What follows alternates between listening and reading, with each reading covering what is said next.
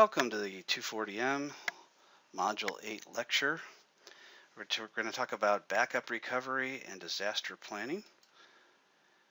Our objectives are going to be disaster planning. We're going to use the identification area that requires disaster planning, creation of disaster recovery teams, and creation of disaster recovery policies. We're also going to talk about Windows backup and recovery, Windows backup considerations, the types of Windows backups, and the media rotation. First, you have to know what a disaster is when you plan for disaster recovery. So what is a disaster? Well, it's any scenario in which one or more essential systems, services, or applications cannot operate, and the prospects for quick recovery are less than hopeful. To ensure that operations can be restored as quickly as possible in a given situation, all critical network systems and applications need to have a clear disaster recovery plan.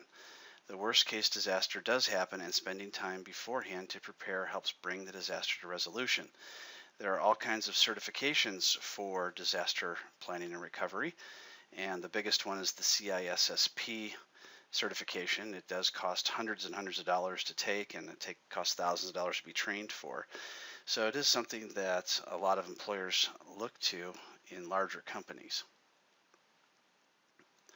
Some common responses to the need for disaster replanning is that this won't happen in our environment. It was a common refrain at one company until an unusual snowstorm caused their data center room to give way. Of course, when that happens, all the hardware that's inside the server room is going to go down, and it's possible it might even damage the backups if you're running backups at all. Another scenario is the business can live without that application or service. Another common refrain from an IT manager that thought the business didn't need access to one particular application. Unfortunately, this application ended up being business critical and was required for the company to operate. A lot of times, the people who are running the company don't realize what the staff uses to actually do their job. And one way to make sure that they understand this is, of course, to list all the different types of applications and who uses those applications, and run through a scenario where that application is unavailable to see what happens. Steps to begin planning for a disaster: identification, establishment of incident and emergency response teams, creation of disaster planning and recovery policies, and testing disaster recovery procedures. The first step in disaster planning is to determine which network systems and applications need to have a disaster planning document created. Some examples that you may want to consider are file, database and application servers, network hardware, physical security, that could be cameras, door locks, that kind of thing, data backup, whether on-site or off-site, fault tolerance, recovery plan, and power protection. When staffing for a disaster, most corporate environments establish two teams, an incident response team and an emergency response team.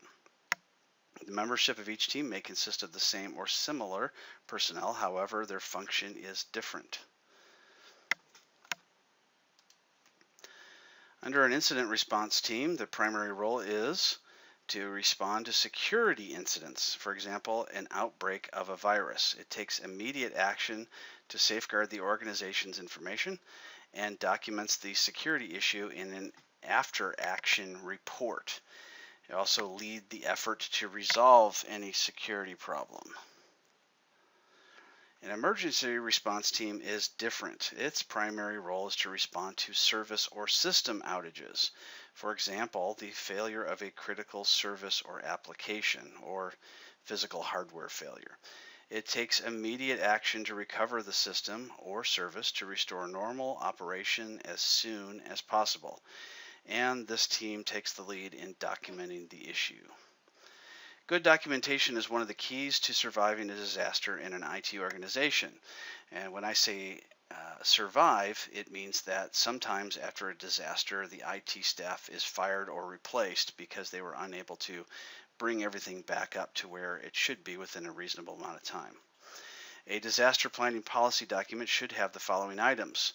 So you're going to want to have a document that's all ready to go, that the principals in the company have access to, as well as yourself. responsibilities of the various members in each team, a phone roster with both home and cell phones, key contact information for vendors and facilities managers,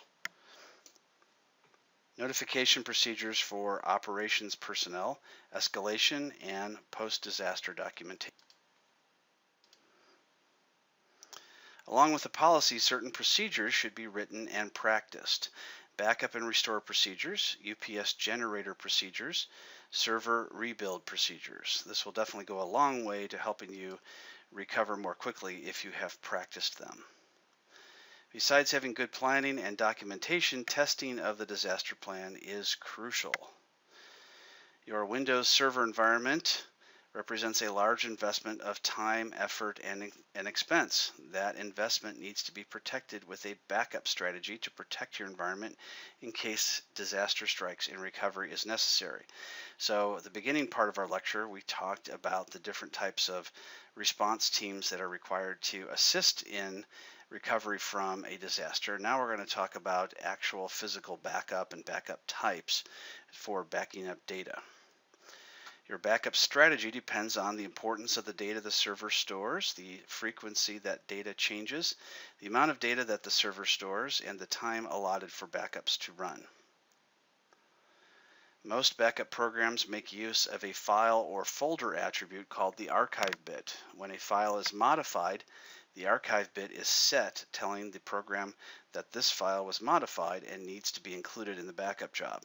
When the backup job completes saving the file to tape or disk, the archive bit is then removed.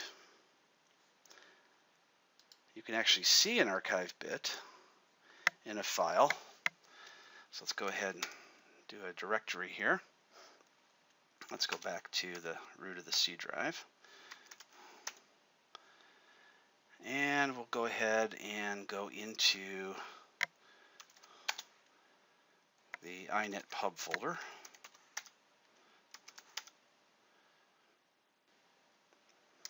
And let's go into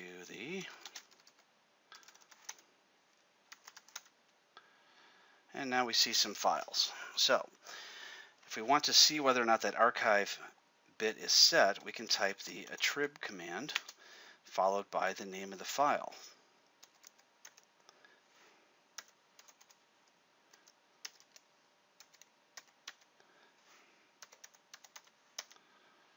And we can see that there's an A bit right here. So this is the archive bit, has been set.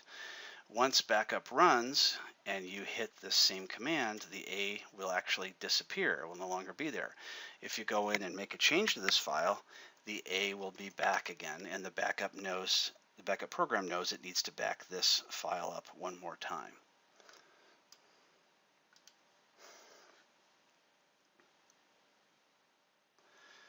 All right, there's different backup types. We'll start with the most common one, which is the full backup. It's also called a normal backup. It's a full backup of all the files and folders you select regardless of the archive attribute setting. However, when the file is backed up, the archive attribute is turned off, which I just showed you. Another backup type is the incremental. An incremental backup is used to create a backup of all files that have changed since the last normal backup. It is a partial backup containing only the most recent changes. Like the full backup, the archive attribute is turned off when the file is backed up. A differential backup is very similar to incremental, except when the files are backed up, the archive attribute is not turned off. Like the incremental backup, the differential backup requires a full backup to be successful. There's also a copy and a daily backup. A copy backup is a full backup of all files you select regardless of the archive attribute setting. So it just doesn't even pay attention to the archive bit. It just backs up everything. A daily backup uses, instead of using the archive bit, it uses the date. So you can actually back up by date instead of by archive bit.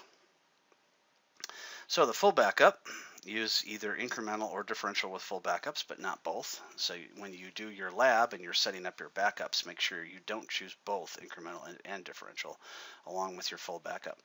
So you can either do incremental backups for days 2 and 3. Backup 2 will back up changes since day 1. And the third backup will back up changes since day 2. So that's how an incremental works. Differential is a little different.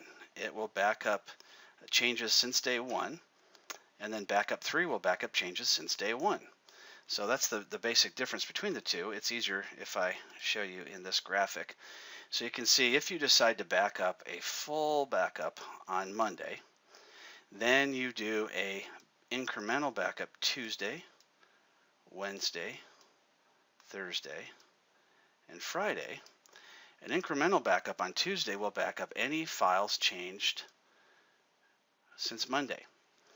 The Wednesday backup will back up any files that have changed since Tuesday. Thursday's backup will back up any files that have changed since Wednesday, and Friday since Thursday. Differential backup works this way. On Tuesday, it'll back up any files that have changed since Monday. On Wednesday, it will back up any files that have changed since Monday. On Thursday, it'll back up any files that have changed since Monday. And on Friday, it'll back up any changes since Monday. So an incremental is a much smaller, faster backup because it only backs up what changed since the day before. Whereas the differential will back up since the last full backup and it will ignore what happened the day before. The differential, however, is better in that you don't have to have every other backup in order to do the restore. So if we have a file that goes bad on Thursday, we only need the Thursday backup and the Monday backup. Whereas in incremental, we need all backups in between. And if any backup is bad, the incremental restoration will fail. So one way is cheaper and faster. The other uses more hard drive space, is slower and costs more, but is more dependable.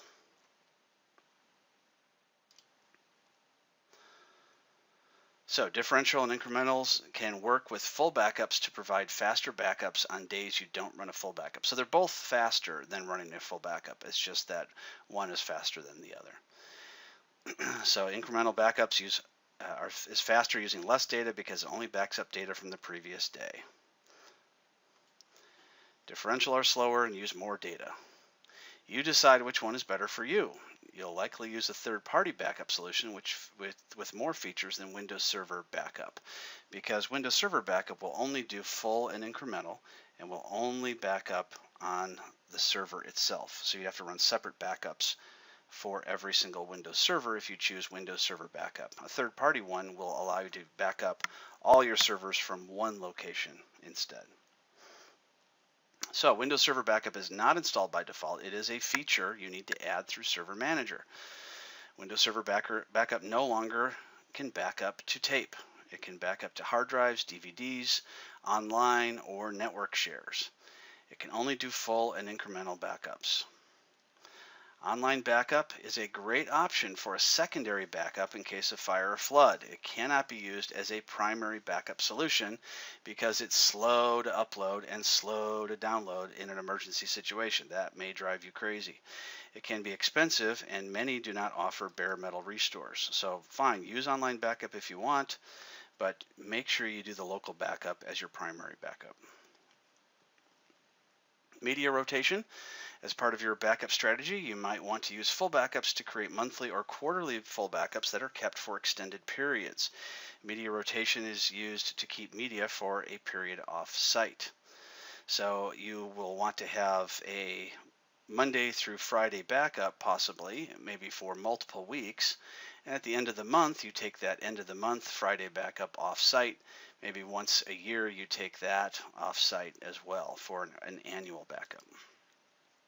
So you get to Windows Server Backup by clicking on Tools, Windows Server Backup, and this opens up.